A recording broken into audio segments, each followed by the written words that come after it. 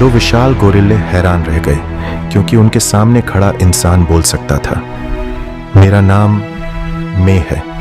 इतना सुनते ही सब स्तब्ध रह गए, क्योंकि यह 200 साल बाद की धरती है जहां एक भयानक महामारी ने इंसानों को बोलने की क्षमता से वंचित कर दिया और दूसरी तरफ बंदरों एप्स ने बुद्धि हासिल कर ली और पूरी दुनिया पर राज करने लगे। What a wonderful day. यह शानदार दृश्य film kingdom of the planet of the apps से लिया गया है। एक ऐसी साइंस फिक्शन कहानी जो तकनीक और इमोशन का जबरदस्त मेल है। अब कहानी शुरू होती है। एक जनजाति में अजीब नियम था। हर बंदर को वयस्क बनने से पहले एक सूरज चील ईगल का अंडा लाना होता था। 3 युवा बंदरों को एक घोंसले में 3 अंडे मिलते हैं, लेकिन नियम के अनुसार एक अंडा वहीं छोड़ना जरूरी था। 2 साथियों ने अंडे ले लिए, लेकिन नोआ के पास कुछ नहीं बचा। कल उसका वयस्क बनने का समारोह था और वह खाली हाथ नहीं रहना चाहता था। तभी उसे दूर एक और घोंसला दिखता है। वह जोखिम उठाता है, चट्टान पर चढ़ता है। जैसे ही वह अंडा लेने वाला होता है, मां चील लौट आती है।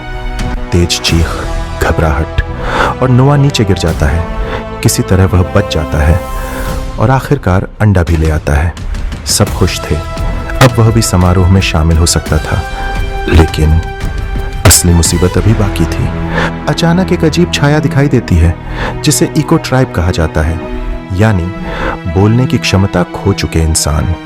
वे उसके सामान को छू चुके थे और यही खतरे की शुरुआत थी। जनजाति मानती थी कि ये लोग अपशगुन लाते हैं, इसलिए उन्हें भगाने के लिए योद्धा भेजे गए। रात में नोआ को पता चलता है उसका अंडा टूट चुका है। अब उसके पास कुछ नहीं बचा।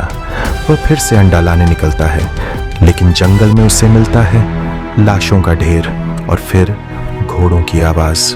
एक नई जनजाति आती है। मास्क पहने हुए योद्धा।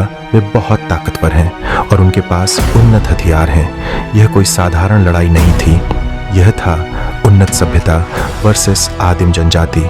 कुछ ही देर में नोआ का पूरा गांव आग में जल जाता है।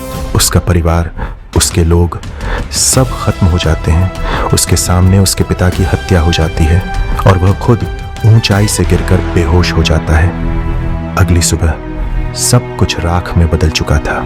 आज उसका वयस्क बनने का दिन था, लेकिन उसने सब कुछ खो दिया। वह अपने पिता की कब्र पर कसम खाता है कि वह अपने लोगों को वापस लाएगा और फिर वह अकेले अपनी यात्रा पर निकल पड़ता है। बाहर की दुनिया वैसी नहीं थी जैसी उसने सोची थी। पुरानी इंसानी सभ्यता के अवशेष अब भी खड़े थे। बड़ी बड़ी इमारतें और रहस्यों से भरी दुनिया। अब यह सिर्फ एक सफर नहीं था, यह था बदले, खोज और पहचान की कहानी।